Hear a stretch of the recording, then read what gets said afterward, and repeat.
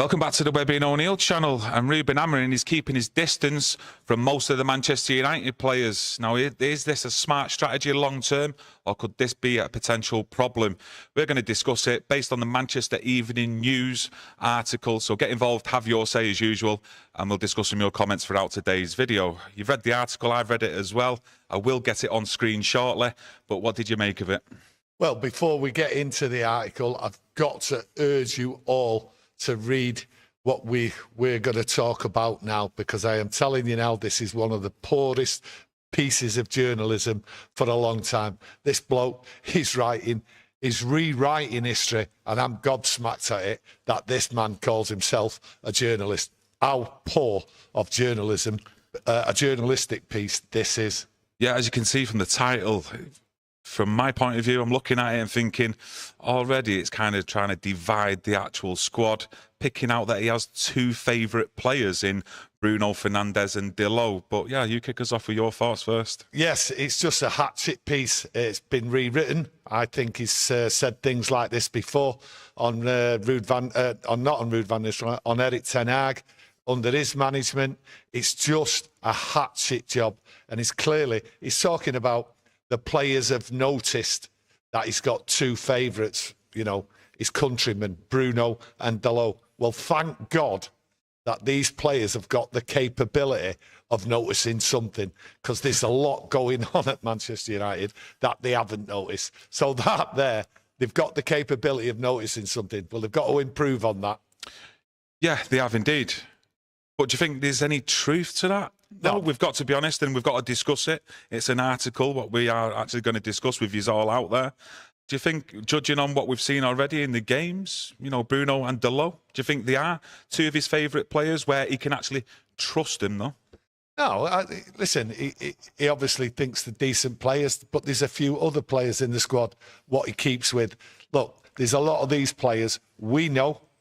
Rúben Amorim knows, the whole world knows, half this squad has got the capability of getting moved on, whether the contract runs out or they're going to get, excuse me, or they're going to get sold. So there's always going to be discontent, like there was under Erik ten Hag, like there was under Ole. So it's nothing new, but to like come out with sources are saying they've noticed that there's like a bit of favouritism. There's favouritism in every place of work, wherever you go, because some people put in the effort, and it's probably stories coming out, rumours coming out from the people who aren't putting the effort in, because they know at the end of the day, come the summer, they're out.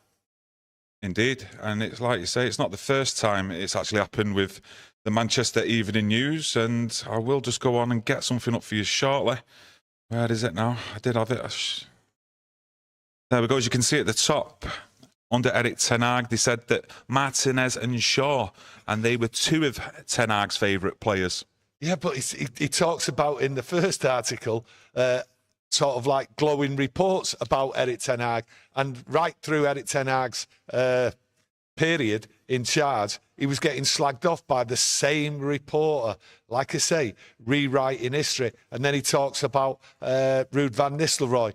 The players responded to him, his man management. He was there for a couple of weeks. No one was going to disrupt that. It was just a happy time for some of the players, because Ruud van Nistelrooy wasn't really clamping down on him, because he knew he wasn't going to be here. So he's not going to upset anyone, is he? By dropping him and telling him the rubbish or anything like that, or I want you out at the end of the summer. But Rúben Amorim clearly has got players to work with, those who want to work hard for Manchester United. So some of these players aren't working as hard. They're not taking the instructions. They're going out there, and he's clearly put players on the sideline what he doesn't start on a regular basis. Yeah, he did say in that article that we've been doing and looking at earlier on that Erik ten Hag had bonds with numerous players. But back in September 2024, another article from the Manchester Evening News said that Erik ten Hag was a bossy school teacher who couldn't handle top players. This is only a matter of months ago. It's like they're trying to rewrite history again, as though Erik ten Hag was the perfect boss and everything was rosy in the garden, and it clearly wasn't. No, well, the thing is, everyone knows Erik ten Hag got pure stick, and now he's turning around in the first article, sort of like praising him. And there he is. Kieran's just shown you. And this is why I'm telling you, you must read the articles, because it is poor journalism. It's trying to create a divide. We already know that there's a divide inside Manchester United. We've seen what's happened with Rashford and other players, right? And these players there just sort of treading water, waiting for the summer. But to go back and just like criticise Erik ten Hag and then now turning around, putting him in a piece of journalism as though it was all hunky-dory under Erik ten Hag. It's sad. Rúben Amorim is just going to cop it till the end of the season. Stephen says it's utter bull. Anything they can make up about our club is shocking. Craig says it's a shock. 2 Portuguese players. What's a ball that journalist? Yeah, what a ball that journalist is. Won't read all of that out. Alex says there are very few journalists / sources that I would actually trust, and that's a very good point, that mate. So yeah. Well, he turns around and sort of says, like last year, quotes Erik ten Hag having strong bonds with players, also with academy players. You know, we know Erik ten Hag got slagged. We know stories came out, whether they were true or not, we don't know, that the players just didn't fancy Erik ten Hag, especially after the cup final. Go back to the cup final. You know, according to sources now, and 1 or 2 people what have come out, players were openly talking outside the dressing room, right, which wasn't reported, right, but reporters knew it, that they didn't want Erik ten Hag. I think actually Lucas is on the same path to what it was under Erik ten Hag at one point, and getting banned from the presses, because it wasn't just him. Was it the Daily Mirror? Someone from there, and some was it ESPN as well. And if he carries on with stories like this, it's like he's tiptoeing towards it, the usual pieces that they actually get to in the end, and it's a hatchet job against the managers. It's definitely a hatchet job. Quiet news period, to be honest with you, for some of these journalists. Come Friday, out they come with it. And it's the usual way before a press conference. But, you know, to turn around and say the players appreciated Ruud van Nistelrooy's man management, he was there for a fortnight or something. That's what it felt like to me anyway. So, you know, doing a piece and then slagging Rúben Amorim as though he's got 2 favourites.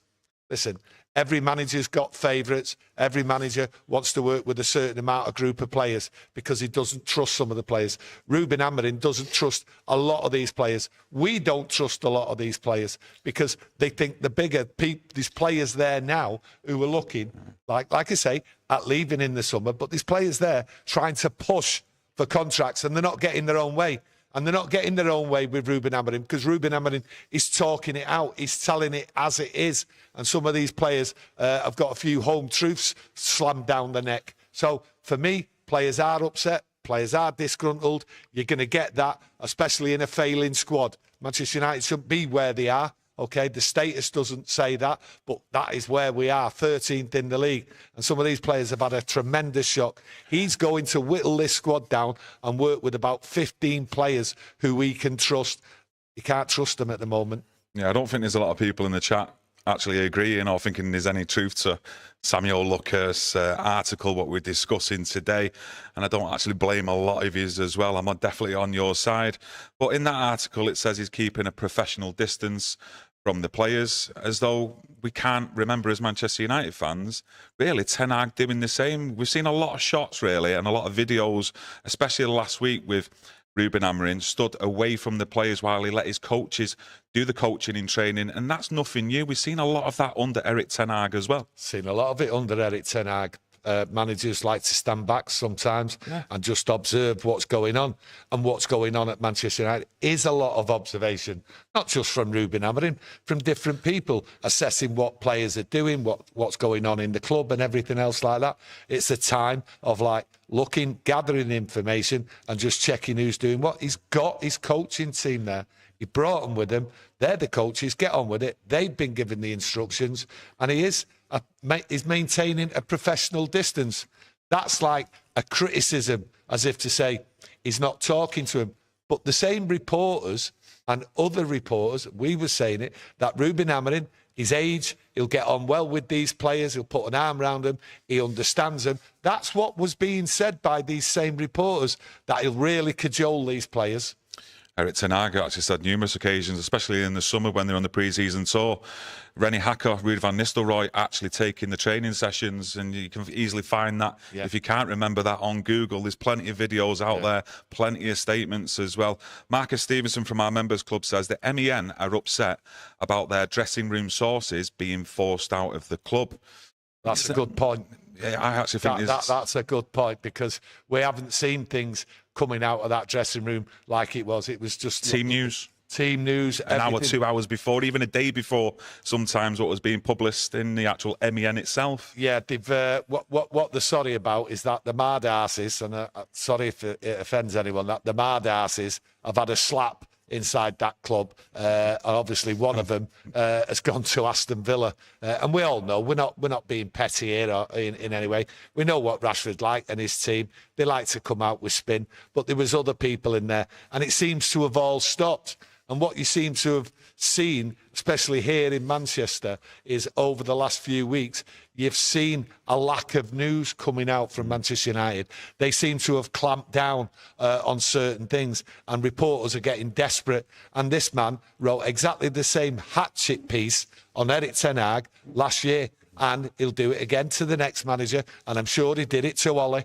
And this is what they do. Yeah, there's plenty of interviews out there with Rúben Amorim, but I know I've heard him recently, and I think it was on a Sky Sports one, basically saying how tough it is coming in at the point in the season that he has done, because he wants the players to see a different side of him as well.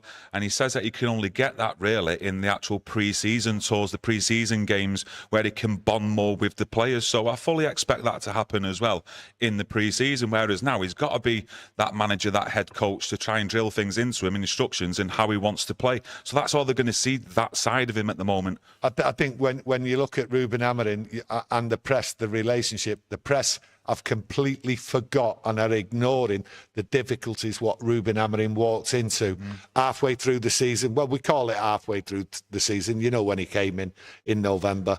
But at the end of the day, they're ignoring it. They're ignoring the difficulties of walking in here, in the turmoil and everything. And that has got to, like, get this team over the line, get the best out of them till the summertime, and then hopefully they change.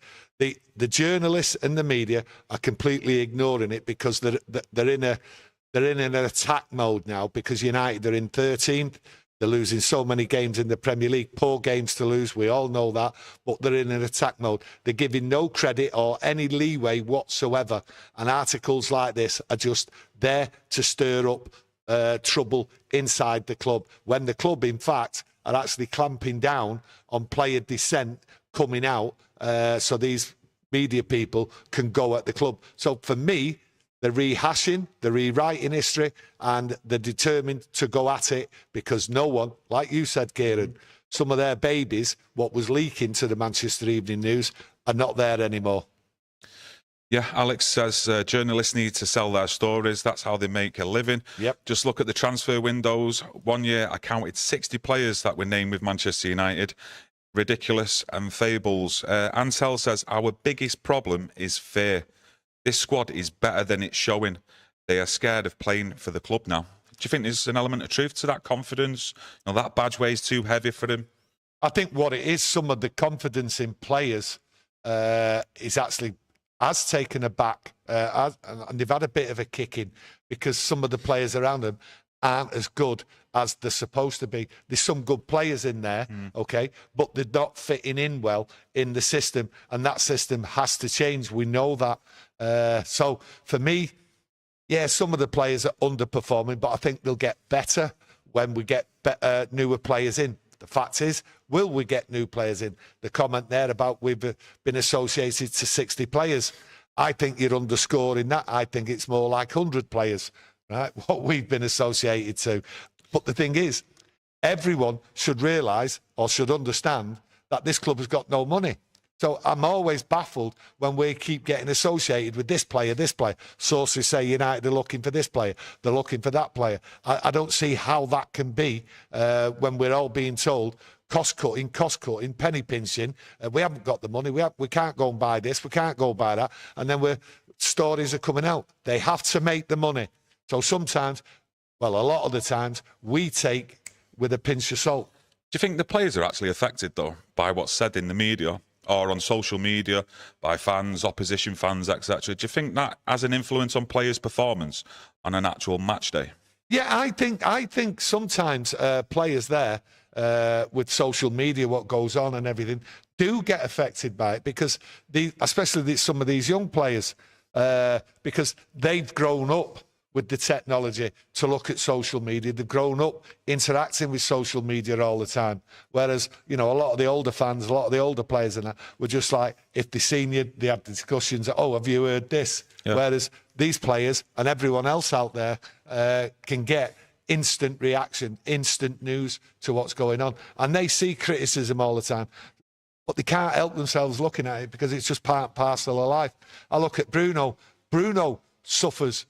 He suffers when there's criticism. You know, there's stories out there about Bruno not being happy about criticism. Yeah. You know, and he's supposed to be the leader. So he really should be setting the stall out to the other players saying, ignore what's going on, just concentrate on your football, we're all together. But Bruno suffers from it, so it must go right through the squad. I did see a quote, actually, I think it was early on this morning from Rúben Amorim, because we was discussing yesterday about Sir Jim Ratcliffe, if there's any money available in the summer. You know, it looks like that Gyökeres deal, by all reports in The Athletic, it's unlikely. And we was discussing, is that due to obviously the transfer fees and the limited budget we might have to spend? But Rúben Amorim does seem to think the best way forward is getting younger players in and recruiting them. Why do you think that is, though? Because that's what he's been told. He's got... Do you not think at all he thinks that's what's best for his system and for him as a head coach, manager going forward, though, so he can maybe mould these players into how he wants to play, whereas the older players, they're maybe just limited in what they can actually do and maybe don't want to change as well? I think he's going to get rid of the older players. That's what Ineos, Sir Jim Ratcliffe want. They want to cut down the wage bill and all that. So there's two ways of looking at it, penny pinching and all that, understand. But I think Rúben Amorim's been brought in to work with the young players, to bring them through, okay? Put them on not as high contracts and all that. It's part of the business plan for what Sir Jim Ratcliffe has set out. He wants young players developed, and he believes Rúben Amorim is the man to come in and sort of bring these through. And he's happy working with young players. So it's a marriage made in heaven for Sir Jim Ratcliffe and Rúben Amorim because they're on the same page for now. Yeah, Brett says, you don't win 2 trophies in a row due to luck, but United fans don't rate trophies. We certainly do. Yeah, Jesus. Yeah, I don't know if that's with a conversation with other people in the chat, but I know you obviously mean Erik ten Hag, and yeah, we certainly do. We love a day out in a final, and I think most Manchester United fans do, don't they? Listen, you get to a cup final, I like it all the way through, because one-off games are the best games to watch, to be honest with you. They can be exciting, they can actually drain you, they can actually send you mental because of like what happens in them, you know, last-minute goal or something like that.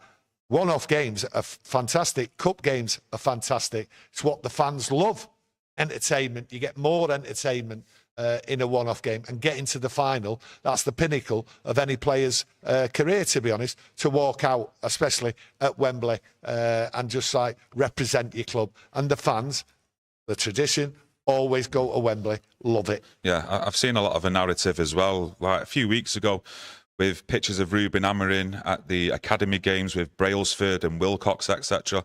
And they've also pushed that onto Erik ten Hag, as though he never used to do that with the academy players. Go and watch the matches. And with them actually going to watch some of these matches, do you think now, with the position, let's face it, we're in the Premier League, they might start thinking to promote any of the academy lads to see how they'd get on in the Premier League, so they can look at it for next season to think, are they good enough to go in the squad? Should we sell them or should we loan them out?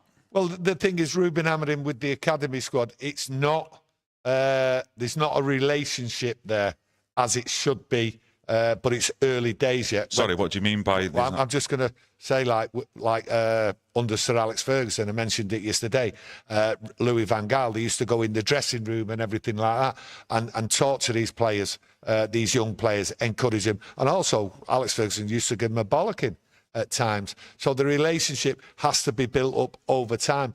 Yes, he might have been seen at the games and that, but getting involved with them, is over a long period of time, and I don't think that's there now. I think sorry, I've got a butt in there, though. I've got a butt in, sorry, but there has been cases of some of these younger players actually being brought into the first team squad since Rúben Amorim's, but then shows you that there's some kind of relationship there for him then to bring some of these academy players into the first team squad. I don't mean on a match day, but in training through the week to see how they are getting on and the progress. Yeah, there is some young players being brought in, but there's also like a different level of why they're being brought in, and they're to add up to numbers. That's a fact. That is a discussion I've had plenty of times. But what it is, the coaches will pick the certain players. It won't be Rúben Amorim. They make up numbers so they can like have a proper game of football, because of, you know, we've had injuries in the past and all that. So there is a shortage of like players when they're training at Carrington and all that. But Rúben Amorim has only just got in there. He can't sort of have a relationship proper with the youth team at this moment in time. He can go and watch the games, that's fine, but as a relationship, that has to be built up over time. Yeah, technical director Wilcox, I'm sure he'd have a say. Sat round a table discussing some of the academy players on which ones can go into the first team squad, do training, or have an overall input of who they think should be in the first team squad for next season and make that step. A lot's been said about Chido Webby Martin as well. Yeah, there's a lot been said about him, but there's other players there. But there's also been a lot said about Wilcox. What is his role? What's he looking at? Is he looking at these young players? Is he looking at players in the first team squad? What is he looking at? Is he looking at to get rid of him? Because clearly we're not going to bring in big names, and we have to bring in some really good players this summer, or we just might be in trouble next year. So what is Wilcox's role? I think that is coming under scrutiny, and it will do in the summer, and he has to sort of get it right. You know, we wanted best in class. He has to prove himself in the summer, Jason Wilcox.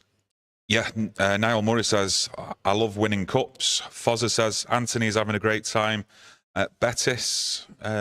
Scored 2 goals now, I've seen him. Well, a clip of him scoring a goal for Betis yesterday. I think if Andre Onana was in net, though, I think he'd be taking absolute pelters, because I thought the keeper should have done a little bit better there. I've got to be honest with you. Like I say, if that was Onana, he'd be getting his backside torn out of him. But like someone mentions in the chat as well, the more he plays and the more he scores goals, assists, has good games, surely that can only benefit United in getting a transfer fee in the summertime, just like with Marcus Rashford. I think when people go on about Anthony last night scoring a goal, it was in the Conference League. You know, it's not the greatest of league, but what it will do and what it should do and what we hope for is that it gives Anthony a bit of confidence. And I don't think Anthony is actually earmarked for the long-term future of Manchester United. I think this loan move out there is all geared up to him getting a bit of confidence, playing football, being in the spotlight, and then moving him on, hopefully get some money for him. I might be totally wrong. He might come back to United and he might play on a regular basis. But you also have to remember, he's got to remove Ahmad. Sam MUFC says the younger players need help. You can see the pressure is getting to them, especially at Mainu and Garnacho. Need more experience around them. And I think we discussed it yesterday, and we've done through many videos over the last 12 months even, that we do need some experience bringing into this squad, just based on the fact that you're going to lose experience of people around the squad, like your Johnny Evans, your Casemiro, your Christian Eriksen. Now, they're players who will be leaving, I think, in the summer at Manchester United. So you can't just keep on recruiting younger and younger players, because you will need them older heads to steady the ship and have that influence in the dressing room as well, surely. Well, this is where Jason Wilcox comes in the summer. It's the recruitment and the other men in suits. It's all about recruitment, getting people in there, characters, strong characters, big muscly men, okay? There doesn't seem to be that capability in the Man United side at the moment. Strength, getting in there, a leader, a proper leader. So I just look at it and think to myself, it's a tough ask to bring in older players. But I also, you've just mentioned Mainu there. I mentioned Mainu. People criticised me at the start of the season about Mainu. I said there's something wrong with him. He doesn't look the player he was. He doesn't look as athletic as I thought he was. His game went off. He'd be in a game for 20 minutes and then he sort of disappeared. Kept getting brought off. He's back in the side, not playing in the right position. Doesn't look right at all. And some people, quite rightly, have pointed out these contract talks been going on for a long time. reports out there, what come out, whether they're true or not, you know, but the reports that he's not happy with the details, what's been offered in a new contract. I don't know the details, but I think maybe that's getting to him. But if you go back a year, 2 years, some of these young players, bang, instantly given the money.